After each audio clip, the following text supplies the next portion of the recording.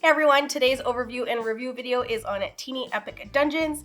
This box is teeny, but the game is very epic.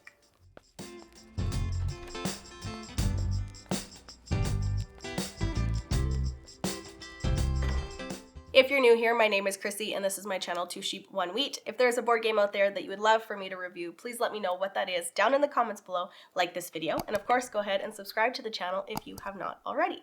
So 𝗬𝗎𝗢𝗐𝗐 Dungeons, this is a cooperative game. So you're going to be discovering new rooms in the dungeon. You're going to be coming across some minions and you're going to have to defeat them. You're going to have to find the lair so that you can go ahead and defeat the boss in this game. And once you have defeated the boss, if you have done it, then you win the game. So let's go ahead and take a look at the table and see what comes in this teeny little box. So this game does not come with a mat, but I feel like it is almost needed with this game because it just really helps you out with setup, and it definitely helps you out when you're playing the game and you know exactly where all of these different rooms are going to be able to go, and you make sure that you have enough space whenever you're playing this game. So there is one setup with this game, and that is the dungeon deck, which is this right here. These are the room tiles. So with this, there is a set number for deck A. So for deck A, depending on how many players there are, I have this one set up for a 2-player game, so there's going to be 9 cards. These are just 9 regular room tiles, so you're going to have 9 of those at the beginning, and you can tell what those are based on just this icon right here. That is just strictly a room tile, so you're going to have 9 of them, and that's what you're going to set for deck A. And then for the B deck, however many players are playing, it's going to be 3 room cards per each, and you're going to add 2 of the minion cards in there. Now the minion cards look like this, with the white symbol right here, so that you know exactly which card to flip over whenever you discover one of these tiles. And then of course the 6 regular room tiles are those, and that would be deck B, so that is going to go under deck A. And then the final deck, this is where the lair is going to be to get to the boss, and it's just consisting of 3 room tiles and the lair tile. And of course all of these cards get shuffled so that you don't know where they are, and then the C deck goes underneath of the deck. So, and then with the mat here, it makes it easier to set up. These are all the cards that we're going to be using. Now, this does include the expansion for the stories, which is this purple one here. We are not playing with it. I have not played with it. So we'll start with this one right here. This is spells right here. And so these ones, I'll show just a little bit of them. It's basically this symbol right here. You can use these to pretty much for anything in the game. I'll cover these a little bit more later on throughout the game, but they basically either allow you to recover, they'll allow you to fight either a minion or a goblin here.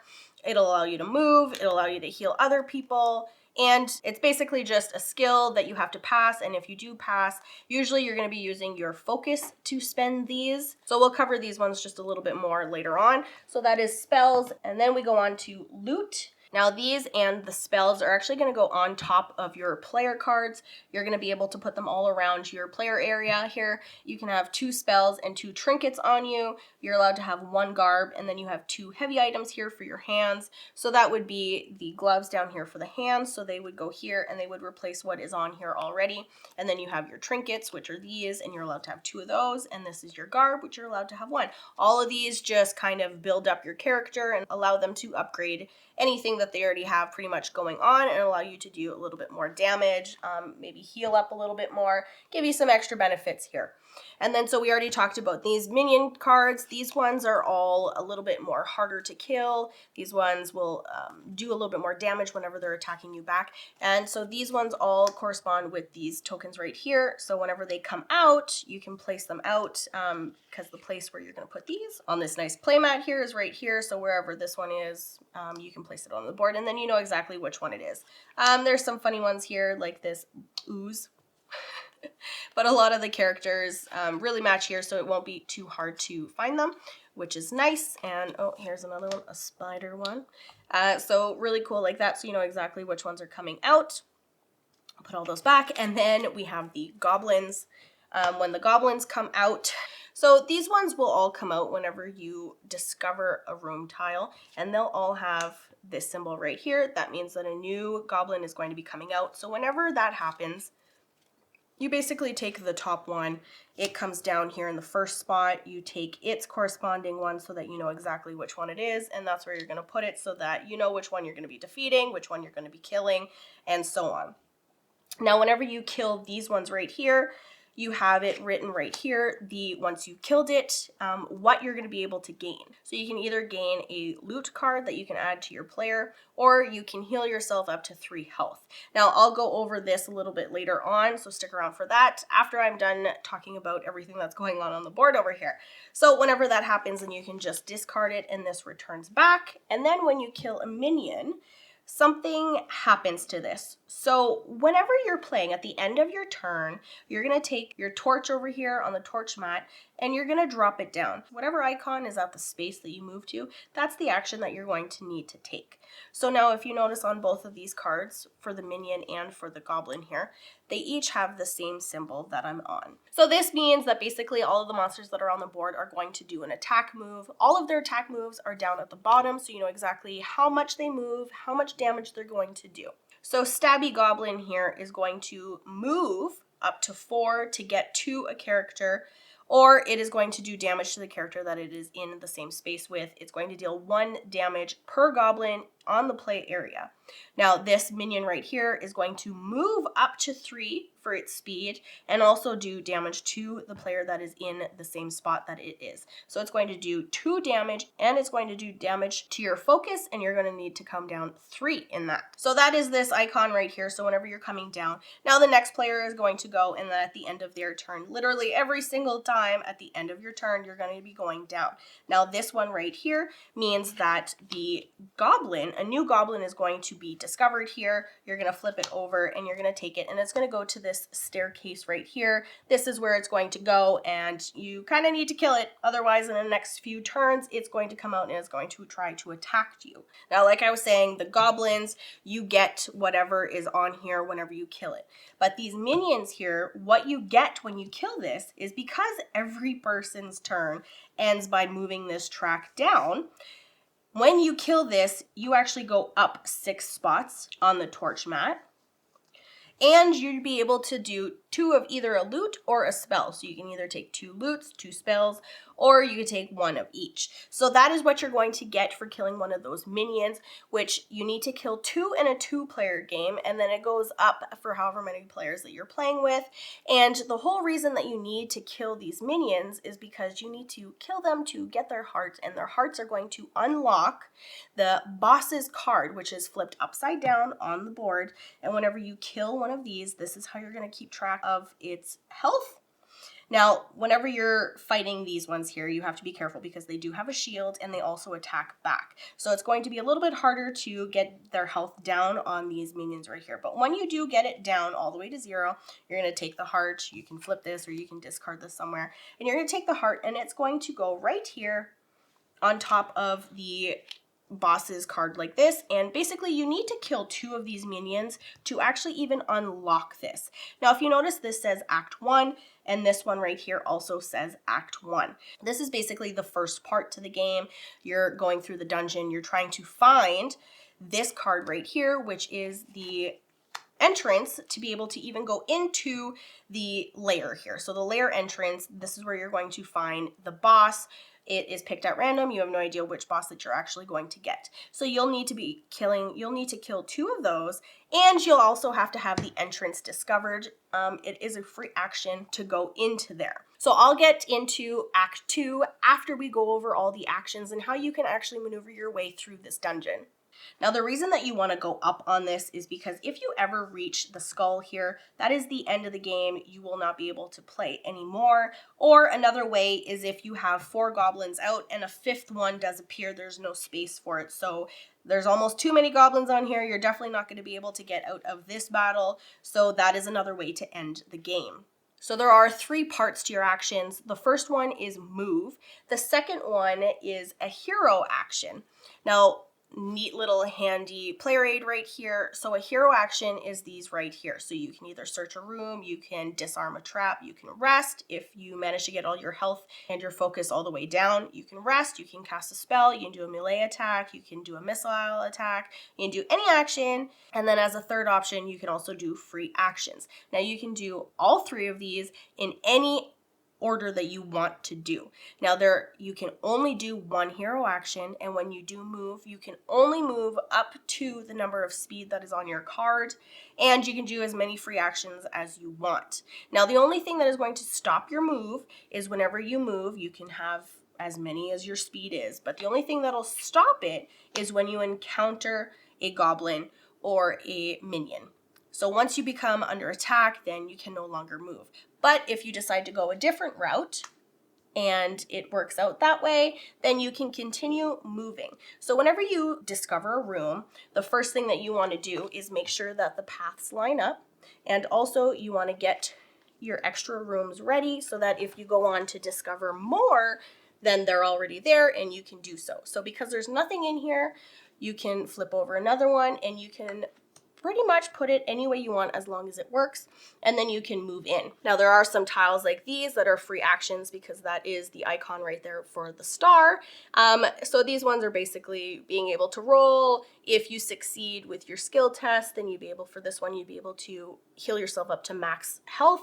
And if not, you'll lose 2 health. This one is the same thing here. Now, if we did, let's say, discover this room, there's a goblin that appears. It does damage directly, 1 health, automatically you come down. Now, this one here does have a search option on here, and if you wanted to, you could search this room, you could do a skill test, and then this one here says that you can take any discarded loot or spell cards, which we have none here, but if there were there, you could rifle through it and figure out if there was something that you really wanted. Now just quickly, there is another tile on here that I haven't talked about, and that is this right here. This is a trap. Whenever you land on here, you're going to need to do a skill test to be able to get through it. If you are unsuccessful, you're going to lose 3 health for here.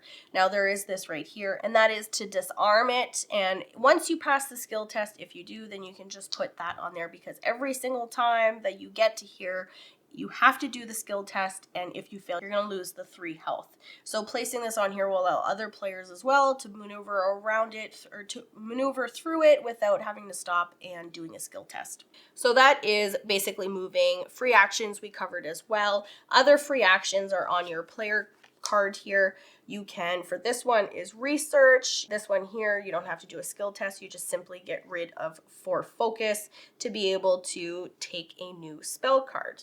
Now, like I was saying, spell cards, you just take it, you look to see if it's something that you're interested in, and then you can place it in front of you. There's room for 4 up here, like I said, 2 spells and 2 trinkets. So just make sure that you're keeping ones that actually work for your player. So before we go into a little bit more depth of the hero actions, I'll go through the player cards right here so that you understand the skill tests and maybe if some are even worth it or not. So we have our player board right here, and we already went over the speed and how many moves you have, and then we have a shield here. This is our defense, and this one character here is 3. And then we have strength, we have agility, and we have intellect. Now for setup for your board, you have your focus and you have your heart here, which is your health, and this is how you're going to keep track of it. Now, along with that, we do have a free action right here. This one is for any test, for whichever skill that you're doing. If you need to fix the die by 1 up or 1 down, then you can go ahead and get rid of 2 focus here to be able to change the die. So whenever you are rolling, and let's say you're doing a skill test and you need an 8, let's just say, and you need to arrange a die. So you could spend the 2 focus, and then we can move this 5 to a 6, and then that would be the 8. The way that the dice work, I'll just go through right now. This is for the enemy that you're attacking. This is going to be its counterattack. So whatever is on here is going to be the counterattack. This icon right here is just going to completely get rid of your defense. And this one here will make your torch go down 1. And then any of the other ones here are just strict damage, but you do have your defense here, so you would just subtract that. And then so the dice for skill test, the way that it works, you can have 1 number, but if your other die has a plus, then it's basically 6 plus 2. This one is a 4, it doesn't really count. If it was a plus 2 or even a plus 1, I would be able to add it to it and either succeed the skill or the battle. So that's basically how these dice work, so it'd be 6 plus 2 plus 1. And then this one here for rest, every character has this. If you find yourself completely down or even not having very many, then you can take a rest action. This is another skill or a hero action. So you'd go up to 3 and you would go up 5 for your focus here. Each player is going to have different weapons or in their hands. So this one here for this sorceress here has a dagger. This is a melee attack. So you're going to use your strength here, which mine is only 1 die. And then it would subtract 1 from it. And then my research here, like I was just saying, would give me one of these spells here. And then we do have a spell on here. This one for this sorceress here. So this is the Seeking Bolt. And this one here, you can do 1 damage for 2 focus as long as you succeed the skill test. So this one is basically, you're going to be doing an intellect skill test, and I have 3 for this sorceress here. So you would roll all 3 of your dice, and as long as it is a 5, and you'll deal 1 damage to an enemy that is 4 rooms away in any direction.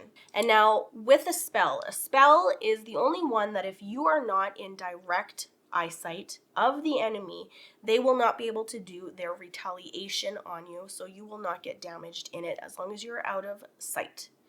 So with this one, you would roll your 3 dice that you have, and then we would see if we'd be able to do it. This is a 3 and a +1, so that would be 4. So unfortunately, I wouldn't be able to do it, but I could spend 2 focus to bring this up to a 2, and then be able to get it, and then do the 1 damage to an enemy. Now with these dice as well, whatever die you don't use, or dice you don't use, whatever is on here, here is 4 focus, you'd be able to gain the 4 focus. And if it was on a 6 that we ended up not using, you'd be able to collect that 1 health and add it to your character. So that is how all of the player cards work, and that is how all of the skill tests work as well. You're going to be using skill tests off of the player card, and you're also going to be finding skill tests all throughout these different rooms on the board. So as promised, I will go over some spells and some of the loot that we can add to our player board, because there is something special with some of this loot. So we pretty much already went through spells. Spells just basically go up here. A lot of the time they're going to add a little bit more damage. This one right here, this one adds 2 different targets, and you're going to do a damage each to it. And most of the time, whenever it is a little bit of a better skill or a little bit better of a target here, you're going to be spending more focus on it. So the same with this one, you'll be able to do 2 damage to all of the enemies 1 room away from you, which is really nice, and that skill test is 6 here. And most of the time these spells here are just going to help you battle a little bit better and to kind of protect you, because our health for being a sorceress is not really that high. It's sitting at the 6 here, but we do have a lot of focus to play with and allow us to change the numbers on the dice. Now loot.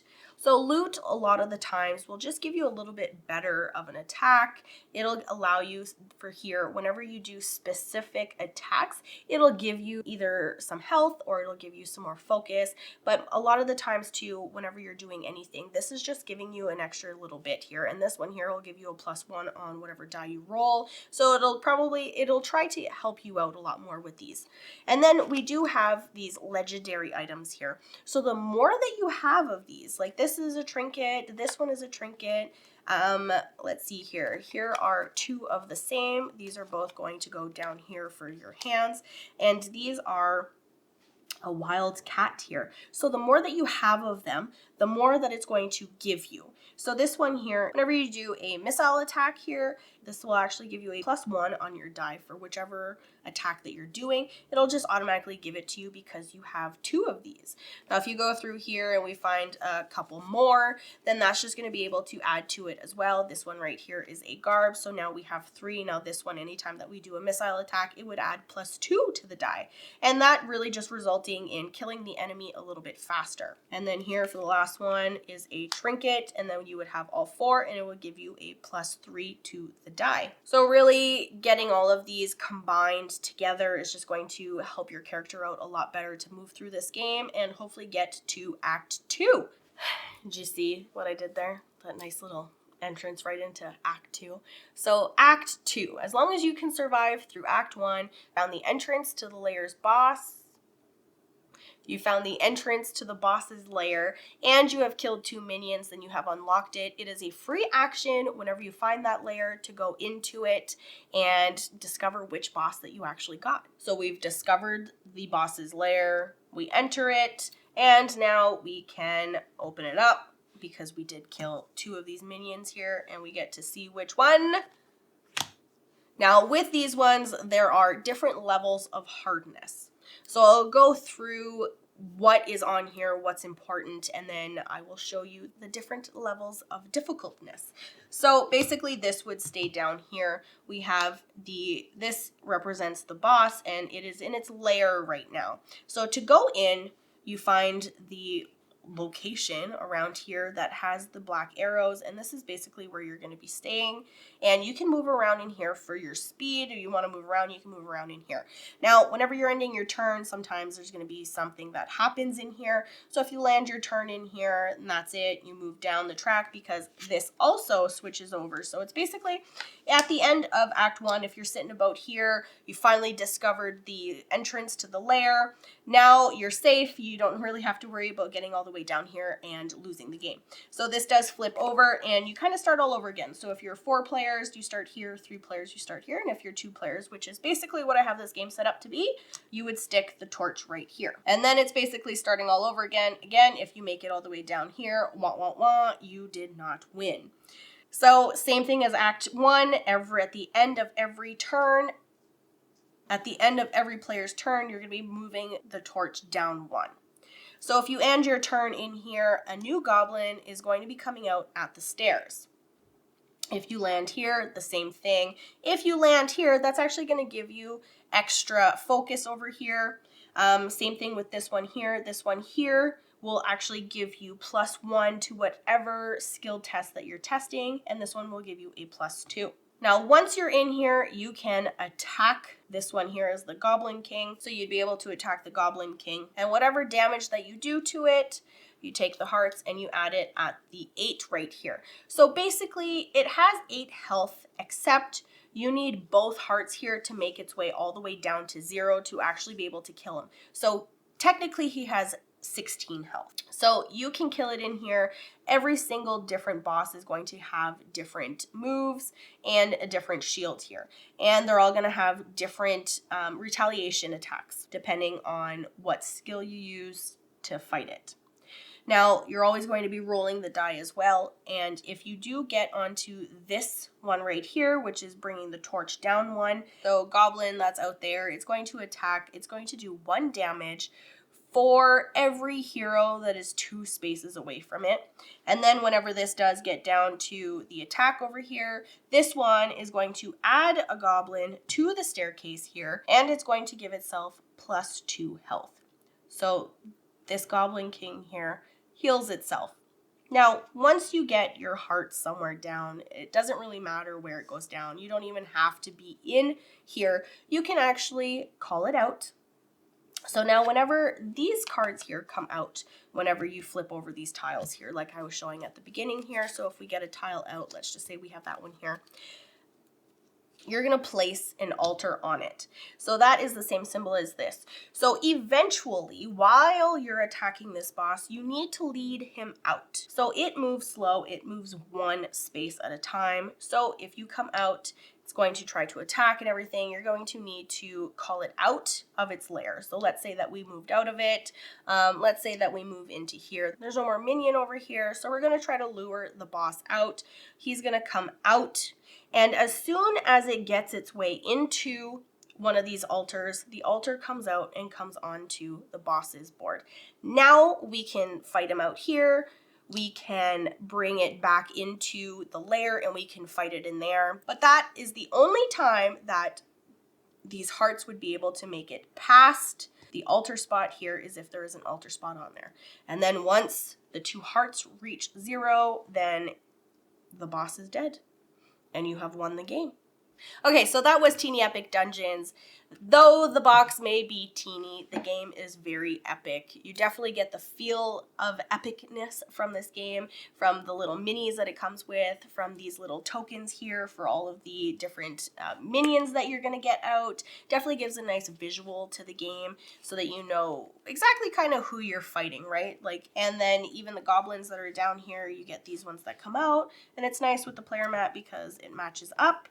If you didn't have the player mat, it would just be right here on the torch track right here. So they would just really go on here like this. And then you would have whichever goblin is out, you just have it in its spot like that.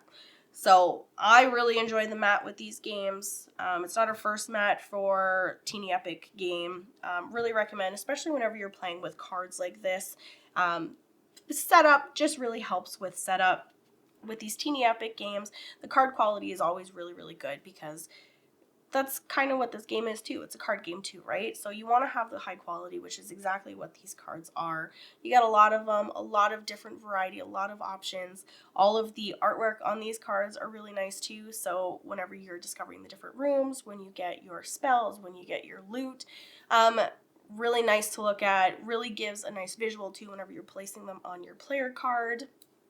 And then all of the different, like I feel like you want to get those spell cards. You want to get, well, sometimes, depending on what character you're playing, you want to get those spell cards. Like I played the sorceress, so I had a lot of focus, so I really stacked up on spell cards, and I was always cycling through them because you want to get the right ones, right? So I was able to get a whole bunch of two, max is the 2, but I was able to get the really good spell cards that would allow me to do more damage using my focus.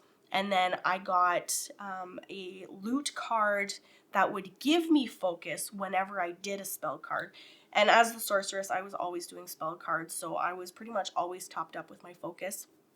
So I would say getting to know the character, for me anyways, really helps my gameplay so that I know kind of what to do and what I need to get.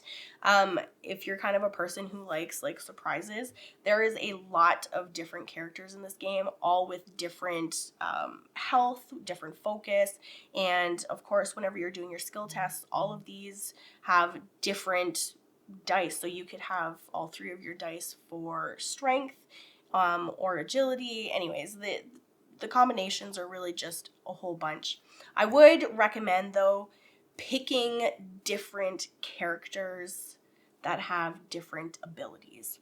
I wouldn't say that if you played with 2 sorceress, you would get to Act 2. I think you kind of need a fighter. You kind of need some different characters in each types of different strength that you have, because I really don't think that you're going to get to the 2nd act. So it does come with a lot of different characters, like I was saying, and all of them have their different abilities, right? This one is really high in strength, obviously like a dwarf fighter, that's what it's going to do.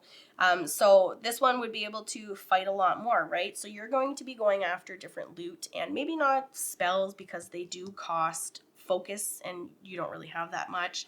And then this is the one that I usually play with, the sorceress here, which is top notch for focus.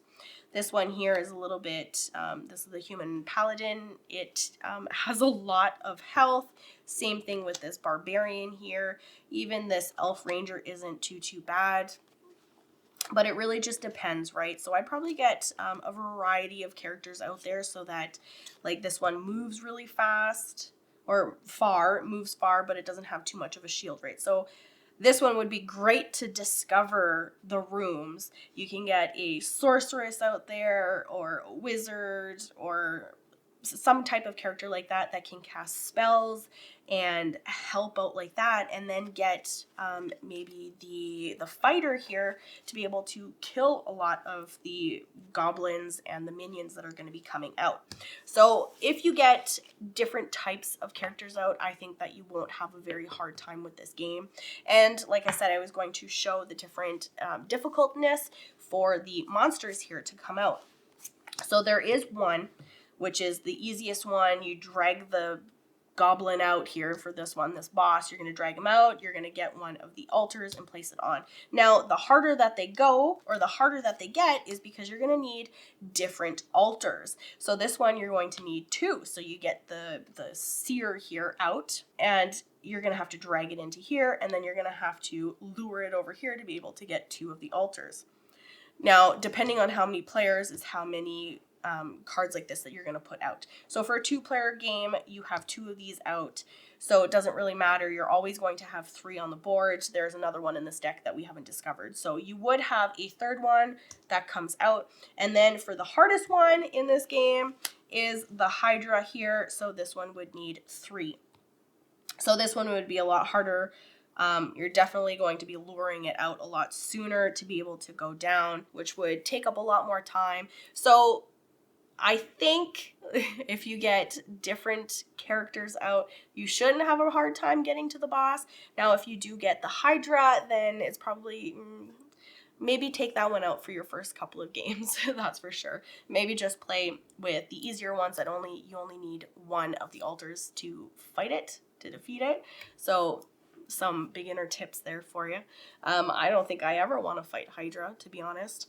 But go back to the artwork here. Like, how cool is that? I would run scared if I ever saw this in a cave. But it does look cool. And there's a bunch of different other ones in here too, so you won't get really bored too quickly of these ones. All the artwork on here, really cool. This one's cool too, the Seer, right? And the Goblin King. There are more, but I don't want to ruin it for you in case, you know, you buy the game. Which you should, because it's pretty fun. It is a lot of fun.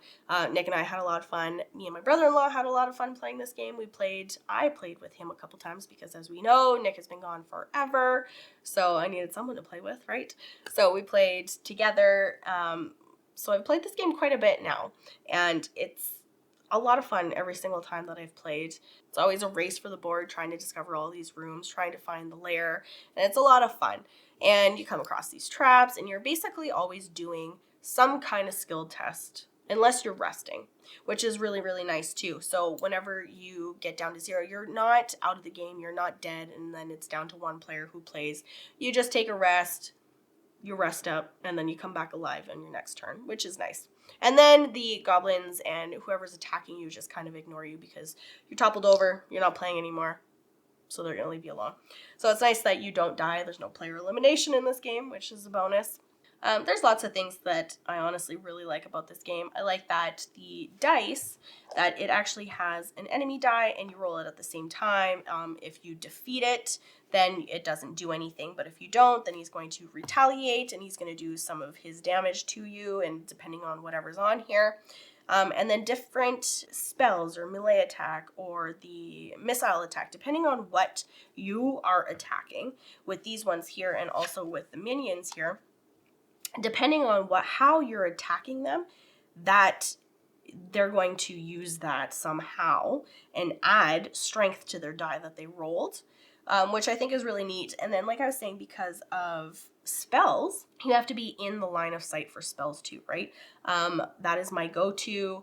There is 1 spell card in here that will allow me, kind of similar to this one here, it'll allow you up to 2 whichever way. So if you're 2 away on a diagonal like this, you're out of line of sight, so they're not going to do any damage back to you, which is fantastic. And these goblins here only have 1 health, so this one does have a shield of 4, right? But if you roll a 5, then you're going to do 1 damage to it, and then it's dead. So these ones are really easy to kill. These are a really good way to get loot and spell cards. So killing these ones. And then there's only 6 of them in the pile, so whenever you're done and there's no more on here, then you're just going to reshuffle and put them back. Since they're all pretty generic, I'm pretty sure there's only 3 different kinds in here. Shooty, boomy, stabby, and then, pokey. So there's 4 different kinds. But pokey here is pretty bad. Pokey's pretty terrible. I don't like pokey when he comes out. One thing that I had a hard time with remembering is whenever you're discovering the room and you have to place it the way that it makes sense. So you have to place it so that the corridors are facing each other and make sure that it makes sense, right?